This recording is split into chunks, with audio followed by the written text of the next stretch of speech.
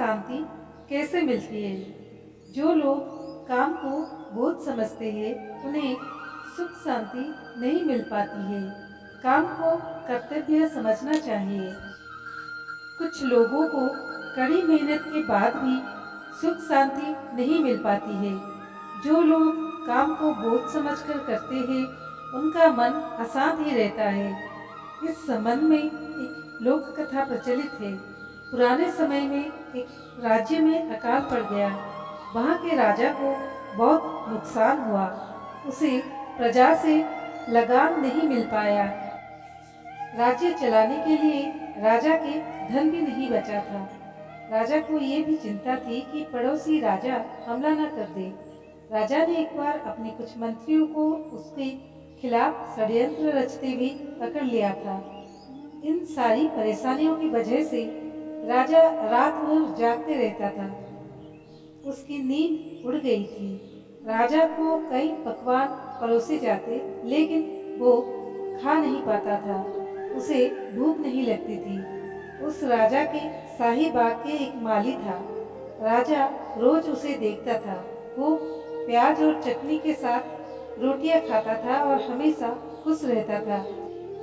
राजा ने ये बातें अपने गुरु को बताई तो गुरु ने कहा कि अगर आपको चौकीदार की नौकरी ज़्यादा अच्छी लगती है तो ये राज्य मुझे दे दो और आप मेरी यहाँ नौकरी कर लो।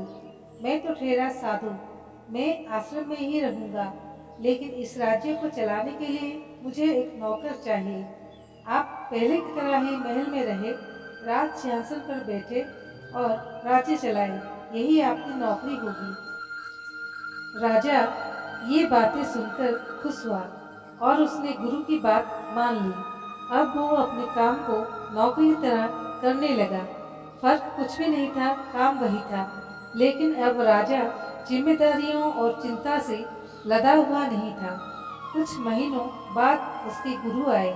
उन्होंने राजा से पूछा कि अब आपको भूख लगती है और नींद आती है या नहीं। राजा ने कहा कि मालिक, अब खूब भूख लगती है और आराम से सोता हूँ। गुरु ने राजा को समझाया कि सब कुछ पहले जैसा ही है, लेकिन पहले तुमने जिस काम को बोझ समझ रखा था अब सिर्फ उसे अपना कर्तव्य समझकर कर रहे हो। हमें ये जीवन कर्तव्यों को पूरा करने के लिए मिला है, किसी चीज को अपने ऊपर बोझ की तरह लादने के लिए नहीं मिला है। काम कोई भी हो, चिंता उसे और ज्यादा कठिन बना देती है। जो भी काम करे उसे अपना कर्तव्य समझकर ही करे। इन बातों का ध्यान रखने पर ही हमारे जीवन में सुख शांति बनी रहती है। तो दोस्तों, कैसी लगी हमारी आज की कहानी कमेंट के माध्यम से बताएं। अच्छी लगी हो तो अपने दोस्तों के साथ जरूर शेयर कीजिए। धन्यवाद।